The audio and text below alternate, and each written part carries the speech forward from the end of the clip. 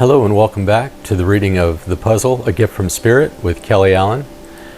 And the chapter that I'll begin reading in this video is Death and Moments of Clarity, A Gradual Awakening.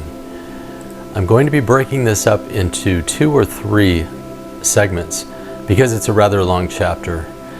And just a reminder, this was written, or I feel like I channeled it, 10 years ago. Since the time of writing this, I've lost several other people. I've lost some friends. I've lost my husband's mother. I lost my mother. And I lost my husband. So in the future, I plan to do some writing about that as well. And this might be a little broken up because these chapters are very close to my heart and they touch me emotionally. So it may be a little challenging for me to read. But I'll go ahead and get started with the reading of some quotes, and then I'll jump in and see how far I get on this portion of the chapter, Death and Moments of Clarity. O heart, if one should say to you that the soul perishes like the body, answer that the flower withers, but the seed remains. Khalil Gibran. While we are mourning the loss of our friends, others are rejoicing to meet him behind the veil. John Taylor. Life is eternal and love is immortal, and death is only a horizon, and a horizon is nothing save the limit of our sight. Rossiter Worthington Raymond. Death and Moments of Clarity, A Gradual Awakening. Throughout my life, I have experienced moments of clarity that in retrospect provide me evidence of my connection to Spirit and my gradual awakening, even in times that I would have considered the most difficult and trying. Often in life, we look back to find that our experiences of apparent crisis ultimately proved to be some of the most significantly pivotal and transformative times. And there is nothing in life that grabs our complete attention as much as the passing of a loved one. In my life, I have experienced a number of losses, including my father, my twin brother, an older brother, 2 very close friends, and my partner's father. Each time I dealt with this type of loss, I remember the questions that would flood my mind. Why did this happen? Where is he now? Was he saved? And would he meet the requirements to be received into heaven, whatever and wherever that happens to be? The list of questions goes on and on.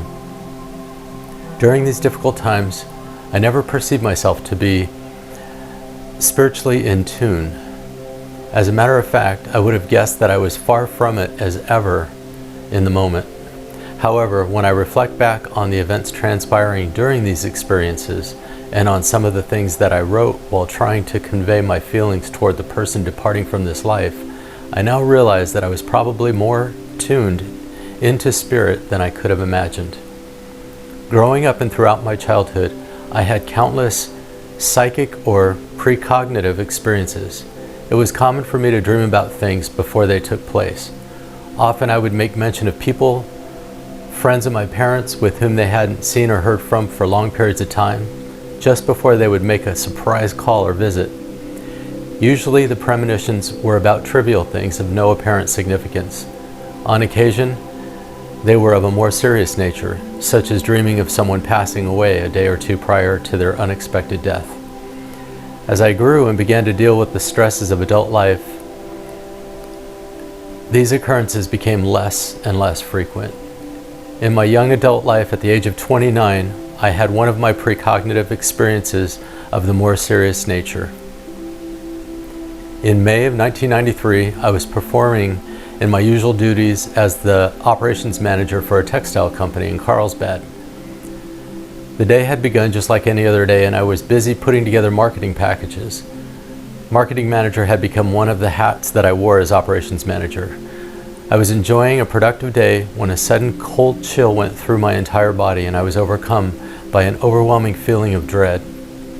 Without even thinking, I knew I needed to check on my older brother, Dave.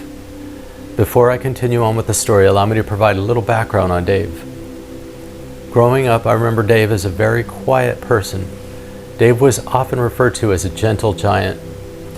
I came from a family of 7 children, with an older sister being the oldest and Dave being the oldest brother.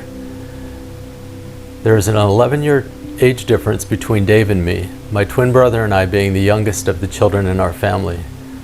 I was very young when the Vietnam War was taking place. However, Dave was at the ideal age for being drafted. After talking to a recruiter and being reassured that enlisting would provide him with greater choices in his military service options and would minimize his chances of being sent to direct military conflict, Dave and a friend enlisted together on the Buddy program. Dave, having always been a sensitive and kind-hearted person, could not imagine himself engaged in wartime conflict and the violence inherent to war. Unfortunately, upon completion of boot camp, he and his buddy were sent directly to the front lines of war. Dave made it through the war and came home. However, the brother I knew before the war never returned. For years, Dave struggled to deal with the atrocities he had seen and experienced in the Vietnam War. He suffered from what we now know as post-traumatic stress disorder, PTSD, and he was never able to fully function in society well. For a couple of years, he struggled at my parents' house and eventually went out on his own, living a life of a transient. He would have times in his life when he would appear to be in recovery for a while. He would temporarily hold jobs and live in apartments on his own. The less interaction with people in his job, the better, and the longer he'd succeed in maintaining employment. For the most part, he lived the life of a hermit and allowed very few people into his life. Fortunately for me, I was one of the few, and so was my partner Lee. Dave continued through life struggling to make sense of the senselessness of the war that he had been subjected to at such an early age. He battled with the loss of innocence that had torn so deeply into his soul. Eventually, after the passing of my father in 1988, Dave returned to the house he had known as home for so many years ago to live with my mom. For approximately 4 years, Dave lived at my mom's house and seemed to do well. Although he still had regular bouts with depression, he developed hobbies that he enjoyed, and he loved to work on puzzles. The more complicated, the better, and he would spend endless hours putting them together. Dave also finally began receiving veterans benefits and was able to purchase a computer for himself. With only books to guide him, he learned more about computers than most people working in the IT field at the time. He eventually joined a counseling group for veterans of war suffering the similar post-traumatic stress issues, and he seemed to benefit from this significantly. Although he still struggled and continued to only allow very few people into his inner circle, usually staying in his bedroom at my mom's house, especially when visitors or anyone other than Lee and I were present, his quality of life and his spirits were markedly improved. Because Dave had seemed to be doing well for some time, I had no particular reason to be concerned for him on this particular day at work. Again, I was enjoying a productive, typical day when a sudden cold chill went through my entire body, and I was overcome by an overwhelming feeling of dread. Somehow, without hesitation, I knew something was wrong with Dave. My employer happened to be walking into my office, and I immediately informed him that I knew something was wrong at my mom's house. I couldn't explain, and that I needed to call her right away. I asked him to please excuse me while I do so. He looked puzzled, but acknowledged my request with a nod and left my office as I picked up the phone to call. When I called my mom, I wasn't sure exactly what to say. I wanted to check on my brother, who would most often be found in his bedroom. However, I didn't want to alarm her if she wasn't aware of a problem. I immediately devised a plan to tell her that I was calling Dave to ask for his assistance with a computer question. I had done this several times previously, so it wouldn't raise any suspicion for her. If I told her I had a bad feeling because of my history of premonitions, she would worry.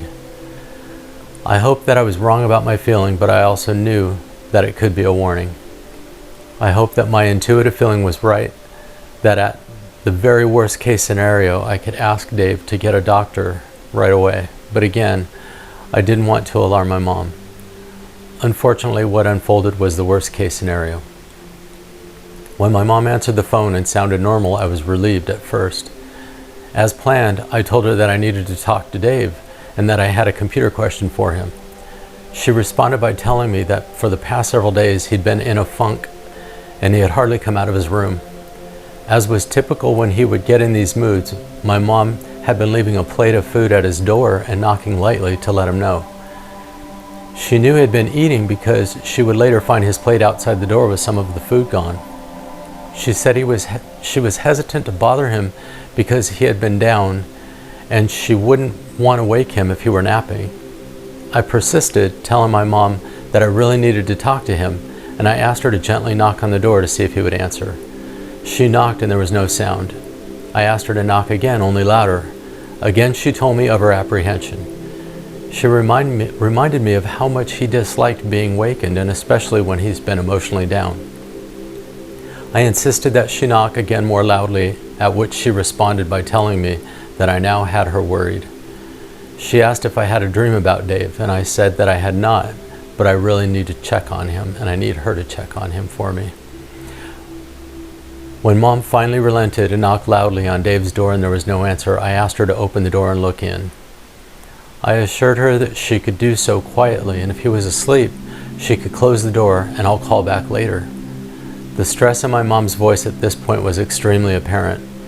By now, I think she and I shared the same concern. When my mom finally opened the door to look in, I heard her scream followed by the sound of the phone hitting the floor. I could hear her screaming, "Oh my God, his lips are blue, and he's not breathing." I tried yelling into the phone to get my mom's attention and shouting for her to call 911. When I couldn't get her back on the phone, I hung up and called 911 myself. After completing the call to 911, being transferred to the 911 from my mom's city and providing them with the details and my mom's address, I ran to my employer's office, told him I believe my brother is dead and that I had to go to my mom's house. The road trip to my mom's seemed the longest drive of my lifetime. I will admit that I'm lucky to not have been stopped by the police for the many infractions I made on the half-hour journey. But when I finally made it to my mom's, I was relieved to see the ambulance had beat me there. As I walked up the driveway to enter the house, a paramedic walked out and met me in the drive. She asked if I was the brother who had called 911, and she gave me the news. I believe I knew the moment I had experienced the cold going through me and the dread. She told me my brother had passed away. Dave had taken an overdose of pills and left us that day. He also left behind his mental anguish and suffering. He'd finally left Vietnam and the war that could not vanquish his innocence or his heart. You're probably wondering where the inspiration comes in from this story and why I took the time to share it. It was many years after Dave's passing that I would understand the lessons and the revelation of this experience. Most people shunned my brother. Rather than put forth the effort to try and connect with him, they perceived and labeled him as damaged goods, and to risk being the recipient of his mood swings was inconvenient. Unfortunately, these people never knew the real Dave that, like them, is a spark of the same divine presence from which we all emanate. Dave's innocence and kind heart, although difficult to discern through the manifestations and conditions of his wartime stress experiences, never left him.